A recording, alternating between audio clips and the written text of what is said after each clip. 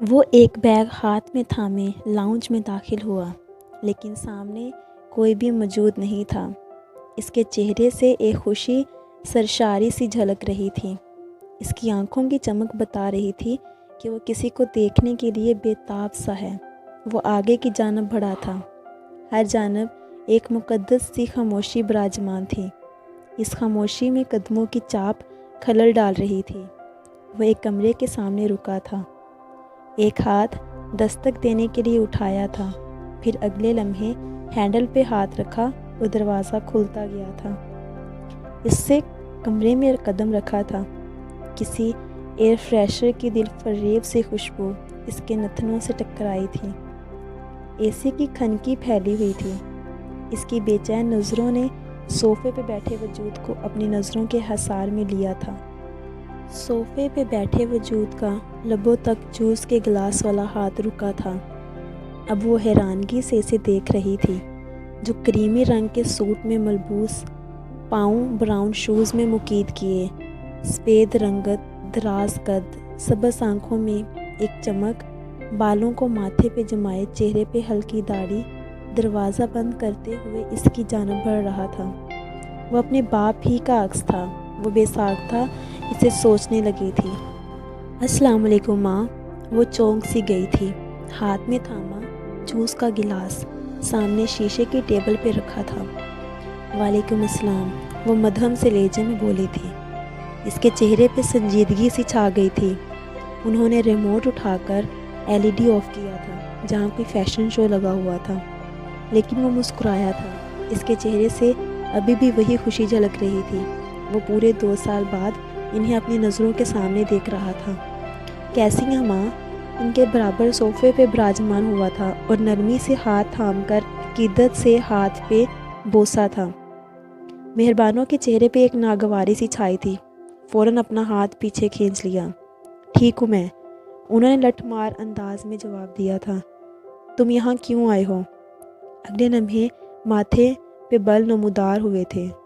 استغفار سے لہجے میں بولی۔ اس نے تڑپ کر اپنی ماں کو دیکھا۔ دل سے ایک ٹھیس سی اٹھی تھی، یعنی ان کا بیٹا تھا اور اتنا حق بھی نہیں تھا۔ ماں، مجھے آپ کی یاد آ رہی تھی۔ آپ کب سے نانو اور مجھ سے ملنے نہیں آئی ہیں، اس لیے سوچا میں ہی جا کر مل آؤں۔ اس نے خود کو سنبھال کر ٹھہرے ہوئے لہجے میں جیسے وضاحت سی پیش کی تھی۔ شاکر، تمہاری یہ بچوں والی حرکتیں کب جائیں گی؟ تم اب بڑے ہو چکے ہو۔ تم اپنی ماں کی زندگی کیوں ڈسٹرب کرنے چلے آتے ہو؟ وہ تلخی سے کہہ رہی تھی۔ بے رخی کی ایک انتہا ہی تو تھی کہ ایک ماں اپنے بیٹے سے ڈسٹرب ہو رہی تھی۔ انہیں کوئی خوشی نہیں تھی، اتنی دور سے بیٹا ملنے آیا ہے۔ وہ بے چینی سے اپنی ماں کو دیکھ رہا تھا۔ ایسے الفاظ وہ کبھی استعمال نہیں کرتی تھی۔ بے شک اسے دیکھ کر ان کے چہرے پر خوشی نہیں آتی تھی۔ میں آپ کی زندگی ڈسٹرب کرنے کے بارے میں کبھی سوچ بھی نہیں سکتا۔ میں آپ سے بہت محبت کرتا ہوں۔ آپ میری ماں ہیں۔ آپ کی خوشی سے بڑھ کر میرے لیے کچھ بھی اہم نہیں۔ وہ صاف گوئی سے دل کی حالت بیان کر رہا تھا۔ تمہیں اگر مجھ سے پیار ہے، میری خوشی کا خیال ہے، تو مجھ سے ملنے مت آیا کرو۔ وہ اس کے سوال کو نظر انداز کر گئی۔ تمہیں دیکھ کر مجھے تکلیف کے سوا کچھ نہیں ملتا۔ تم میرے ماضی کی نشانی ہو۔ میں ماضی کو بڑی مشکل سے بھلا چکی ہوں، اور تم مجھے پھر سے ماضی کی یاد دلانے چلے آتے ہو۔ وہ اٹھ کر کھڑکی کے سامنے جا کھڑی ہوئی تھی، جیسے اندر کے اضطراب کو کم کرنے کی کوشش کی ہو۔ اسے لگا تھا یہ الفاظ نہیں کسی خنجر کے وار ہیں جو اس کے وجود کو زخمی کر رہے ہیں۔ اس سب میں سب سے زیادہ خسارہ تو اسے ہوا تھا، جو ماں باپ کے ہوتے ہوئے بھی یتیموں جیسی زندگی بسر کر رہا تھا۔ لیکن دونوں میں سے کبھی کسی نے یہ نہیں سوچا تھا، اس کے جس چہرے سے کچھ دیر پہلے خوشی جھلک رہی تھی، وہاں اب تکلیف غم نے جگہ لے لی تھی۔ ٹھیک ہے، آپ کی خوشی اسی میں ہے تو پھر کبھی یہاں نہیں آؤں گا، لیکن کبھی کبھار سیل فون پہ تو بات ہو سکتی ہے۔ ہاں، وہ سرخم کرتی مدھم لہجے میں بولی۔ شکریہ۔ ایک مغموم سی مسکراہٹ نے لبوں کو چھوا تھا۔ وہ صوفے سے اٹھا اور بیگ کے قریب پنجوں کے بل بیٹھا تھا۔ بیگ کھول کر مختلف چیزیں نکال کر ٹیبل پہ رکھنے لگا، جس میں کچھ ڈریسز ان کے لیے، ان کی اکلوتی بیٹی کے لیے تھے۔ خشک میوہ جات، دیسی گھی، دیسی لڈو اور ایسی ہی کچھ اور چیزیں تھیں۔ ٹیبل پہ ڈھیر لگ گیا تھا۔ یہ کچھ چیزیں نانو اور کچھ میں لے کر آیا ہوں۔ میرے لیے یہ چیزیں ضروری نہیں تھی۔ انہوں نے ٹیبل پر لگے ڈھیر کو دیکھا۔ اس کی جانب متوجہ ہوئی تھی۔ جی جانتا ہوں، وہ استحیہ سا مسکرایا، لیکن اس میں نانو اور میری محبت شامل ہے۔ آپ نانو کو بھی جانتی ہیں، مجھے بھی خالی ہاتھ آنا اچھا نہیں لگتا۔ اچھا، ڈرائنگ روم میں جا کر فریش ہو جاؤ، میں تمہارے لیے کھانا لگاتی ہوں۔ انہوں نے وال کلاک کو دیکھا تھا جہاں 12 بج رہے تھے، جیسے انہیں خیال آیا تھا کہ وہ پاکستان سے دبئی آیا ہے۔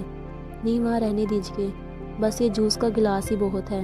اس نے آگے بڑھ کر ٹیبل سے وہ جوس کا گلاس اٹھایا تھا جس میں سے وہ چند گھونٹ لے چکی تھی۔ اصل میں یہاں میرا ایک دوست ہے، اسی کے پاس ہی مجھے رکنا تھا۔ وہ میرا انتظار کر رہا ہوگا۔ وہ ایسا ہی تو تھا، کسی کو تکلیف میں کب دیکھ سکتا تھا۔ جب اسے دیکھ کر اس کی ماں کو تکلیف ہوتی تھی تو وہ اب جلد از جلد یہاں سے جانا چاہتا تھا۔ میری باتوں کا برا مان گئے ہو کیا؟ نہ جانے مہرون نساء نے یہ سوال کیوں کیا تھا۔ نہیں ماں، میں بھلا آپ کی کسی بات کا برا کیسے مان سکتا ہوں؟ بس آپ ہمیشہ خوش رہیں۔ ان کے ہاتھ کو محبت سے تھاما تھا۔ اللہ حافظ، اب میں چلتا ہوں۔ اس کے ہاتھ پہ بوسہ دیتے ہوئے پیچھے ہٹا تھا۔ تم بھی اپنا خیال رکھنا۔ جی۔ وہ نہ جانے کیوں اس بات پہ مسکرایا اور بیگ تھامے باہر کی جانب بڑھ گیا۔ وہ اپنا باپ اصفر کا عکس تھا جس سے انہوں نے بہت محبت کی تھی، لیکن اسے کبھی اس سے محبت نہیں ہوئی تھی۔ وہ انگلستان میں پڑھائی کے لیے گیا تھا، پھر وہیں نوکری بھی کرنے لگا۔ انگلستان جانے سے پہلے ہی اس کی منگنی ہو گئی تھی، جس میں اصفر کی کوئی مرضی نہیں تھی۔ ماں باپ کے مجبور کرنے پر شادی تو کر لی تھی، لیکن شادی کے 2 سال بعد لندن ایسا گیا، کبھی پیچھے کی خبر نہیں لی، لیکن طلاق ضرور بھیج دی تھی۔ اپنے 1 سالہ بیٹے کا بھی خیال نہیں کیا تھا اور وہاں اپنا گھر بسا لیا۔ طلاق کے 3 سال بعد بھی مہربانوں نے کبھی بھی اپنے ماموں کے بیٹے سلمان سے شادی کر لی اور اس دھوکے باز انسان کو بھول جانا چاہتی تھی۔ سلمان اس سے محبت بھی تو بہت کرتا تھا، اس لیے طلاق کے بعد وہ اسے شادی پہ راضی کرنے میں کامیاب ہو گیا تھا۔ سلمان کو شاکر پہ کوئی اعتراض نہیں تھا، وہ اسے باپ کا پیار دینا چاہتا تھا، لیکن مہربانوں نے اسے اپنے ساتھ رکھنے سے صاف انکار کر دیا تھا۔ وہ اس شخص کی کوئی نشانی اپنی نئی زندگی میں نہیں رکھنا چاہتی تھی۔ ویسے بھی طلاق کے بعد بیٹے سے بھی دور ہوتی رہتی تھی، اس لیے شاکر کی پرورش نانو جان نے ہی کی تھی۔ وہ ہمیشہ سے ان کے ساتھ ہی رہتا تھا، لیکن وہ اپنے ماں باپ دونوں کو ہی بہت یاد کرتا تھا۔ شادی کے بعد مہربانو اپنے شوہر سلمان کے ساتھ دبئی چلی گئی تھی۔ سال میں 2 بار پاکستان آتے تھے، لیکن اب تو بالکل ہی آنا جانا کم کر دیا تھا، کیونکہ مہربانوں کو پاکستان آنا اب پسند بھی نہیں تھا، جہاں اس کے ماضی کی یادیں تھیں۔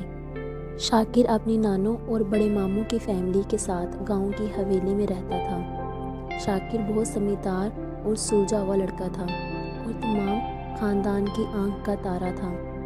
بڑے ماموں کا شہر میں بہت وسیع بزنس تھا اور وہ چاہتے تھے کہ شاکر ان کے ساتھ اس کے بزنس میں ہاتھ بٹائے۔ چھوٹے ماموں کی ایک ہی بیٹی تھی اور وہ شاکر کو بہت پسند کرتے تھے، لیکن شاکر نانو جان کو گاؤں میں اکیلے چھوڑ کر نہیں جانا چاہتا تھا۔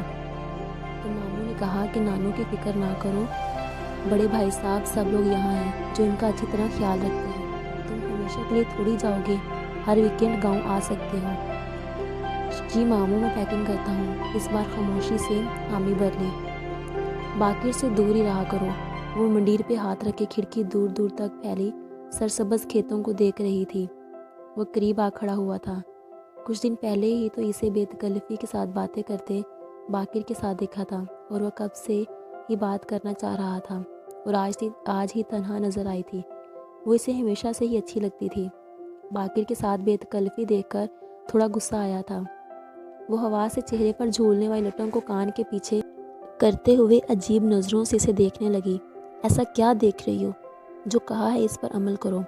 اس نے اپنی بات پر زور دیا۔ اس کا چہرہ غصے سے لال ہوا تھا، ماتھے پہ بل آئے تھے۔ تم ہوتے کون ہو مجھ پہ پابندیاں لگانے والے؟ آج تک میرے ماما پاپا نے کچھ نہیں کہا، وہ سخت لہجے میں بولی تھی۔ میں تم سے بہت محبت کرتا ہوں اور میں نہیں چاہتا کہ باقر جیسا عیاش بندہ تمہیں غلیظ نظروں سے دیکھے۔ آج وہ اس کے چہرے پہ نظریں جمائے اپنی محبت کا اظہار کرتا ٹھوس لہجے میں بولا تھا۔ اس میں کوئی شک نہیں تھا کہ اس کا کزن باقر بری عادات کا مالک تھا اور گاؤں کی لڑکیوں کو تنگ کرنا اس کا پسندیدہ مشغلہ تھا۔ تمہاری ہمت کیسے ہوئی مجھ سے یہ بات کرنے کی؟ اس کی تیوری چڑھی۔ اس کا بس چلتا تو کچھ اٹھا کے اس کے سر میں دے مارتی۔ وہ نہیں، مجھے تو تم شکل سے عیاش گنڈے لگتے ہو۔ وہ میرا کزن ہے اور جب میرا دل چاہے گا اس سے بات کروں گی۔ اس کے چہرے پہ نظریں جمائے سپاٹ لہجے میں بولی تھی، جو میں نے تم سے کہا ہے اس پر عمل کرو، وہ تمہارے لیے بھی بہتر ہوگا اور میرے لیے بھی۔ وہ پرسکون سے لہجے میں کہتے ہوئے آگے بڑھ گیا۔ بدتمیز انسان محبت کا اظہار کیسے کر رہا ہے؟ وہ منہ میں بڑبڑاتی غصے سے اسے جاتے ہوئے دیکھ رہی تھی۔ ماما شاکر ہمارے ساتھ کیوں جا رہا ہے؟ اس کا اپنا کوئی گھر نہیں ہے تو اس کا مطلب یہ نہیں ہے کہ ہمارے گھر رہنے لگ جائے، وہ ناگواری سے بولی۔ جیسے ہی اسے پتہ چلا تھا کہ کل شاکر بھی ان کے ساتھ جا رہا ہے، وہ نہ صرف جا رہا ہے بلکہ ان کے گھر ہی رہنے والا ہے، تو آگ بگولا ہو کر اپنی ماں سے بات کرنے آئی تھی، جو اس وقت بیڈ پہ بیٹھی کپڑے طے کر رہی تھی۔ بری بات ہے نا بیٹا، یہ آپ کیسی باتیں کر رہی ہیں؟ وہ آپ کے پاپا کے کہنے پر ہی آ رہا ہے، وہ جب بھی چاہے وہاں رہ سکتا ہے، وہ کوئی غیر تو نہیں، ہم اس کے اپنے ہی ہیں۔ انہوں نے ٹھہرے ہوئے لہجے میں جیسے اپنی بیٹی کو سمجھانے کی کوشش کی تھی، جس کے چہرے پہ ابھی بھی غصہ نظر آ رہا تھا۔ ماما وہ مجھے بالکل اچھا نہیں لگتا، وہ مجھے پسند نہیں کہ اب وہ ہمارے گھر آئے، وہ منہ پھلا کر بولی تھی۔ کیوں؟ اس میں کیا برائی ہے؟ ماشاءاللہ سے اتنا اچھا بچہ ہے، ہر کسی کے ساتھ عزت و احترام سے پیش آتا ہے، سب کا خیال رکھتا ہے۔ اس کے لہجے میں شاکر کے لیے محبت ہی تھی، اور انم منہ بنا کر رہ گئی۔ آج بہت دنوں کے بعد مہربانوں کی کال آئی تھی۔ حال چال پوچھنے کے بعد نانو اپنے نواسے کے بارے میں بات کرنا نہیں بھولی تھی۔ اماں آپ سب جانتی ہیں، پھر بھی ایسی باتیں کرتی ہیں، وہ تمہاری اولاد ہے، اس کا کیا قصور ہے بھلا جو تم یوں اسے نظر انداز کرتی ہو؟ اس کا باپ وہاں اپنی بیوی بچوں کے ساتھ خوشحال زندگی گزار رہا ہے، اور ماشاءاللہ سے تم اپنے شوہر بچوں کے ساتھ خوش ہو۔ اس کے بارے میں دونوں میں سے کبھی کسی نے نہیں سوچا، جو کسی یتیم کی طرح زندگی گزار رہا ہے۔ تو نہیں جانتی بیٹی، بچپن سے لے کر اب تک تجھے کتنا یاد کرتا ہے۔ آج بھی وہ اپنی نواسے کی محبت میں اپنی بیٹی کی کھری کھری باتیں سنانے لگی، اور نانو نے غصے سے فون بند کر دیا۔ کاش کہ تمہاری یہ باتیں کس دن ماما اور پاپا سن لیں، پھر ان کو بھی پتہ چلے کہ تم کتنے بے شرم آوارہ بدتمیز انسان ہو، جسے کسی لڑکی سے بات کرنے کی تمیز نہیں۔ وہ خونخوار نظروں سے اسے دیکھتی بولتی گئی، بے شرم آوارہ بدتمیز۔ وہ اس کے سامنے الفاظ دہراتا مسکراتا رہا۔ اوہو کزن، ایک لقب ابھی بھی بھول رہی ہو، ایک دیوانہ بھی تو ہوں جو تمہیں چاہتا ہوں۔ اب کی بار شدید نظروں سے اسے دیکھا۔ کاش کہ مجھ پہ ایک قتل معاف ہوتا اور میں تمہیں اپنے ہاتھوں سے مار کر ایک نیک کام سر انجام دیتی۔ وہ دانت پیس کر بولی، میں تمہاری یہ خواہش پوری کر سکتا ہوں، تم مجھ سے شادی کر کے خوشی سے یہ نیک کام سر انجام دے سکتی ہو۔ میں باقاعدہ وصیت نامہ لکھ دوں گا کہ میری پیاری بیوی کے ہاتھوں میرا قتل معاف ہے۔ وہ اسے زج کرنے سے باز نہیں آیا تھا۔ شاکر تم مجھے کیوں تنگ کر رہے ہو؟ اس کے چہرے پہ نظریں جمائے تھکے تھکے سے لہجے میں بولی، میری غلطی کہاں ہے؟ مجھے نہیں پتا، لیکن ہمیشہ سے تم میرے دل کو بہت اچھی لگتی ہو۔ اس نے دل کے مقام پر ہاتھ رکھا۔ کبھی یہاں ہاتھ رکھ کر میری دھڑکنوں کو محسوس کرو، دل کی ہر دھڑکن میں صرف تم شامل ہو۔ تم میری زندگی میں آنے والی پہلی اور آخری لڑکی ہو۔ تمہارے علاوہ میں کبھی کسی اور لڑکی کے بارے میں سوچ بھی نہیں سکتا۔ تم نے کبھی نہ کبھی کسی لڑکی سے تو شادی کرنی ہے، اگر مجھ سے کر لو گے تو حرج ہی کیا ہے؟ میں تمہاری ہر خواہش پوری کر سکتا ہوں، تمہیں ہمیشہ خوش رکھوں گا۔ اس بار لہجے میں ایک منت سی تھی۔ افسوس، لیکن میں تمہاری خواہش نہیں پوری کر سکتی۔ وہ سر جھٹک کر آسمان کی طرف دیکھنے لگی۔ اچھا، تو ایک خواہش تو پوری کر سکتی ہو، اگر میں مر جاؤں تو ہمیشہ دعاؤں میں یاد رکھنا۔ اس کے چہرے سے ایسا لگ رہا تھا کہ جیسے وہ کہیں اور ہی ہے۔ میں تمہاری ایسی باتوں سے متاثر ہونے والی نہیں ہوں، ایسی باتیں صرف فلموں کہانیوں میں اچھی لگتی ہیں، اور زندگی کا کوئی بھروسہ نہیں ہوتا، کیا پتا میں تم سے پہلے مر جاؤں۔ اس نے تلخی سے کہتے ہوئے کندھے اچکائے۔ میری دعا ہے کہ میری زندگی بھی تمہیں لگ جائے، وہ جیسے تڑپ کر بولا تھا۔ بس کرو شاکر، ایسی باتیں تمہارے منہ سے اچھی نہیں لگتی۔ وہ مسکرائی جیسے مذاق اڑایا ہو۔ وہ نہیں جانتی تھی کہ بعض اوقات ہمارے ساتھ کچھ ایسا ہوتا ہے جس کے بارے میں وہم و گمان بھی نہیں ہوتا، پھر سوائے افسوس کے کچھ باقی نہیں رہتا۔ شاکر نے شریر ہو کر بولا، مجھے ایسا لگتا ہے کہ تمہیں بھی مجھ سے محبت ہے، لیکن تمہاری انا کا محل درمیان میں آ جاتا ہے۔ اسے گہری نظروں سے دیکھتے ہوئے گلاب کے پھولوں کی کیاری کی جانب بڑھا تھا۔ یہ محض تمہاری خوش فہمی ہے، مجھے تم سے صرف نفرت ہے، وہ سخت لہجے میں بولی۔ اس کے چہرے پہ ایک رنگ آ کر گزرا تھا، جیسے اس کی کوئی چوری پکڑی گئی ہو۔ اوکے جناب، مان لی تمہاری بات، تمہاری یہی نفرت ایک دن میری محبت میں بدل جائے گی۔ اتنا تو مجھے اپنی محبت پر یقین ہے، اور اس دن تم خود محبت کا اعتراف کرو گی۔ لبوں پہ گہری مسکراہٹ سے جائے گلاب کا پھول اس کی جانب بڑھایا تھا۔ اس خوش فہمی سے باہر آ جاؤ۔ گلاب کا پھول تھام کر اس کے چہرے پہ مارا تھا اور تیزی سے اٹھ کر چلی گئی۔ اس نے جھک کر گھاس سے پہ گرا پھول اٹھایا اور افسردگی سے اسے جاتے ہوئے دیکھا۔ درخت، ہوا اور پھولوں نے بھی اسے ہمدردی سے دیکھا تھا، وہ بھی جیسے ایک دیوانے کے غم میں شریک ہو رہے تھے۔ کافی رات ہو رہی تھی۔ انم جھنجھلا کر بیڈ کراؤن سے ٹیک لگا کر اٹھ بیٹھی تھی۔ وہ کلاک کی جانب نظریں مذکور کی جہاں 11:30 بج رہے تھے۔ یہ شاکر ابھی تک کیوں نہیں آیا؟ گیٹ کھلنے یا گاڑی کی بھی کوئی آواز نہیں آئی۔ اسے بے ساختہ شاکر کا خیال آیا، جو 7 بجے گھر سے اپنے دوستوں کے ساتھ ڈنر پہ گیا تھا لیکن ابھی تک آیا نہیں تھا۔ عموماً زیادہ سے زیادہ لیٹ بھی 10:30 تک ہوتا تھا، اور آج تو موسم بھی خراب ہے۔ نم ہوا تیزی سے اس کی جانب بڑھی تھی۔ بوندا باندی شروع ہو چکی تھی۔ دل بے چین سا کیوں ہو رہا ہے؟ کیا مجھے شاکر کی فکر ہو رہی ہے؟ نہیں، شاید، ہاں، کزن بھی تو ہے، شاید ایسا ہو۔ اسے اپنی کیفیت کی سمجھ نہیں آ رہی تھی۔ وہ الجھی سے خود سے سوال جواب کرتی بیڈ کے اوپر بیٹھ گئی۔ اسی لمحے دروازے پر زور سے دستک ہوئی۔ اس نے بھاگ کر دروازہ کھولا۔ اس کے سامنے ہی مامی جان کھڑی تھی، جن کے چہرے پر پریشانی کے واضح آثار تھے۔ ماما، آپ اس وقت سب ٹھیک ہے؟ اس کی دل کی دھڑکن تیز ہو گئی تھی۔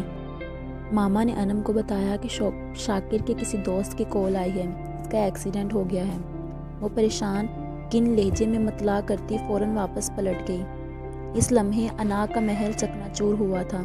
اس کے دل کی دھڑکنوں میں ایک انتشار سا برپا ہوا تھا۔ دل کے بند ہونے دروازے کا قفل کھلا تھا۔ اس نے جیسے محبت کو خوش آمدید کہا ہو۔ اس کے ارد گرد مختلف آوازیں گونجنے لگی تھیں۔ اس نے دونوں ہاتھ کانوں پہ رکھے جیسے ان آوازوں سے پیچھا چھڑانا چاہتی ہو۔ اس کی آنکھوں سے آنسو بہنے لگے تھے۔ وہ دروازے کے ساتھ ٹیک لگائے فرش پر بیٹھتی گئی۔ مامو جان آئی سی یو کے سامنے دیوار سے ٹیک لگائے پریشان سے کھڑے تھے۔ مامی جان تسبیح ہاتھ میں تھامے چیئر پر بیٹھی زیر لب کچھ پڑھ رہی تھی۔ شاکر کا ایک دوست بھی بے چینی سے آئی سی یو کے سامنے ٹہل رہا تھا۔ ڈاکٹر اور نرسز آئی سی یو سے باہر آئے تھے۔ وہ دونوں تیزی سے ان کی جانب بڑھے۔ I am sorry. ڈاکٹر نے مامو جان کے کندھے پر ہاتھ رکھے افسوس سے نفی میں سر ہلایا۔ انہوں نے شدت غم سے آنکھیں بند کی۔ بند آنکھوں سے آنسو بہنے لگے۔ شاکر کے دوست نے انہیں سنبھالا، ان کی جیسے کمر ہی ٹوٹ گئی ہو۔ آخر کو وہ سگے بیٹے کی طرح عزیز تھا۔ یہ خبر سنتے ہی نانو جان کو کوئی ہوش نہیں رہا تھا۔ مامی جان اور انم پہ بھی سکتے کی کیفیت طاری ہو گئی تھی۔ ماں باپ جو ہمیشہ اس سے دور رہے تھے تڑپ کر روتے ہوئے آئے تھے، اور تب انہیں اپنی غلطی کا احساس ہوا تھا۔ قبرستان میں مقدس خاموشی براجمان تھی۔ ہوا سے مٹی اڑ رہی تھی، اگربتی کی خوشبو پھیلی ہوئی تھی، قبر پہ گلاب کی پتیاں بکھری ہوئی تھی۔ تم نے اس دنیا سے جانے میں اتنی جلدی کیوں کی اور میرا دل بھی چرا کر لے گئے؟ ہاں، تم ٹھیک کہتے تھے کہ محبت تو مجھے بھی ہے، لیکن میری انا کا محل درمیان میں آ جاتا تھا۔ وہ قبر کے سرہانے بیٹھی روتی ہوئی اپنی محبت کا اعتراف کر رہی تھی، لیکن آج وہ دیوانہ مٹی تلے گہری نیند سو رہا تھا۔ وہ جاتے جاتے اسے بھی دیوانہ کر گیا تھا۔ بوڑھے گھنے کیکر پر بیٹھے ابابیل اس کا محبت کا اعتراف سن رہے تھے۔ وقت نے انہیں افسوس سے دیکھا تھا، اور جسے کہا تھا کہ محبت کے ترسے انسان کو ایسا انتظار نہیں کرایا کرتے، اور نہ ہی کسی کی محبت اور خلوص کو جھٹلایا کرتے ہیں کہ بعد میں سوائے افسوس کے کچھ باقی نہ رہے۔